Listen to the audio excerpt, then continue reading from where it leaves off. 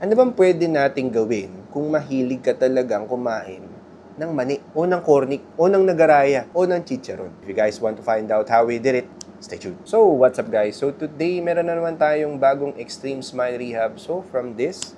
So guys, ito nga pala ang case natin for today. Matanda na itong pasyente natin, nasa 85, 90 years old na to. Pero syempre, kahit na ganun pa man, kailangan mo pa rin talaga na kumain. Kailangan mo pa rin na makipag-socialize. Kailangan mo pa rin ngumiti sa mga pictures. So kung titignan nyo yung case ng pasyente natin, batik-batik na yung ipin, pangit na yung itsura, basag-basag na, at hindi na talaga maganda. Tapos nahihirapan na rin na kumain si tatay. So, ang ginawa natin mga kaibigan, pinalitan ko na lang yung crowns niya, ginawa na lang natin na zirconia crown. So, eto na ang pinakamahirap na sirain na crowns na pwedeng ilagay sa bibig nyo. Pinakamatigas na dahil mahirap talagang magawa si zirconia, pinapainit siya ng 1,300 Celsius bago magawa. So, talagang magkukompress yan at magiging matigas yan. So, ito na ang pinakamatigas na pwedeng ilagay. Pero, ganun pa man, just in case lang na masira ng patient to, pwede pa rin natin siyang ma-reprint and mailagay sa bibig mo, it would be exactly the same. Yung upper naman, nilagyan natin siya ng zirconia crowns dito at dentures naman na ceramic 3D printed crowns ang nilagay natin. So, ganun pa man, dalawang kopya ang binigay ko sa kanya.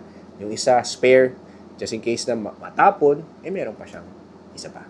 So, para sa mga pasyente na gusto kong makausap, pwede tayong mag-online consultation. Kung malayo kayo, pwede kayong mag-actual consultation kung nandito na kasi Pilipinas. At kung takot ka sa dentista, pwede kang mag-AI diagnostic para sa dental. Ang gagawin mo lang is ida-download mo tong link na to, download mo yung app natin para makapag-check up ka using AI. Magkaroon ka lang ng idea kung ano yung pwedeng gawin sa bibig mo. So, thank you guys for watching my videos, guys. Ako nga po pala si Doc Sly Bukad, and goodbye.